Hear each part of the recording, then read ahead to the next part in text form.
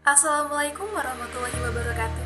Saya Yesika Suryani dari kelas C mata kuliah pengantar bisnis, program studi perpajakan Universitas Brawijaya. Izin untuk memaparkan sedikit pembahasan terkait judul, yaitu masalah perpajakan, dampak dan solusinya dari sisi e-commerce Indonesia sebagai tugas dari ujian akhir semester 2 saya. Sebagai pendahuluan, saya mengangkat judul ini sebagai bahan artikel karena dapat memberikan saran kepada pemerintah untuk meningkatkan sistem perpajakan yang diarahkan pada e-commerce Indonesia. Lalu timbul pertanyaan, loh, sistem perpajakan di sisi e-commerce Indonesia emangnya kenapa? Oke, terkait hal tersebut akan kita bahas setelah yang satu ini.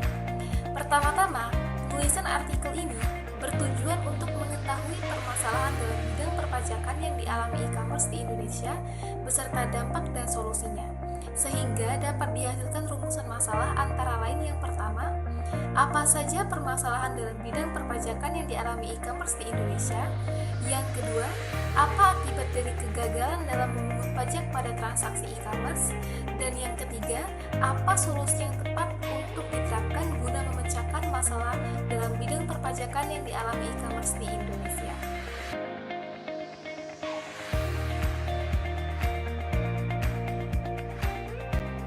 Jadi, terdapat beberapa masalah perpajakan di sisi e-commerce Indonesia. Pertama, pemerintah sangat antusias untuk memungut PPN pada setiap transaksi e-commerce yang terjadi. Namun, di sisi lain penerimaan pajak dapat mengurangi daya saing produk atau jasa dengan pesaing internasional.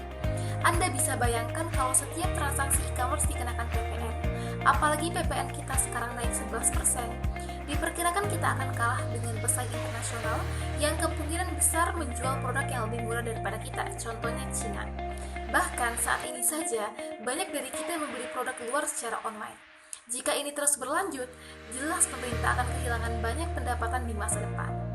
Yang kedua, pemerintah harus menganalisis kesiapan sumber daya manusia, kecepatan perubahan teknologi informasi, dan kemampuan Direktorat Jenderal Pajak dalam menjalankan dengan tepat. Pemerintah Indonesia perlu berupaya untuk menyempurnakan sistem perpajakan di industri e-commerce setelah administrasi perpajakan mengalami kerugian sebagai akibat dari konsekuensi e-commerce. Lalu, hambatan lain adalah untuk penerapan e-commerce, yaitu waktu untuk merencanakan dan kemudian menerapkan, memperbarui teknologi, biaya untuk menerapkan dan membatasi keahlian teknologinya. Kesulitan selanjutnya adalah dalam hal pengawasan dan pengelolaan perpajakan atas transaksi e-commerce adalah sistem internal DJP yang belum mampu mensuplai data yang memadai untuk dibutuhkan para pelaku bisnis online dan peredaran transaksi. Isu yang saat ini terjadi adalah pemerintah itu belum sepenuhnya menangani masalah anonimitas data bagi para pelaku e-commerce. Dari beberapa masalah tersebut, pemberian pajak atas transaksi e-commerce bukan tanpa tujuan, melainkan untuk memberikan keadilan kepada semua wajib pajak, termasuk konvensional dan e-commerce.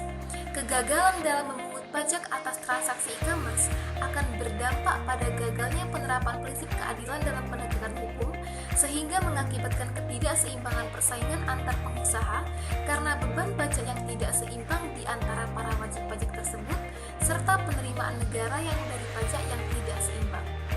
Kalian bisa lihat salah satu ilustrasi aspek perpajakan dari sisi e-commerce melalui cash on delivery atau kita kenal dengan COD.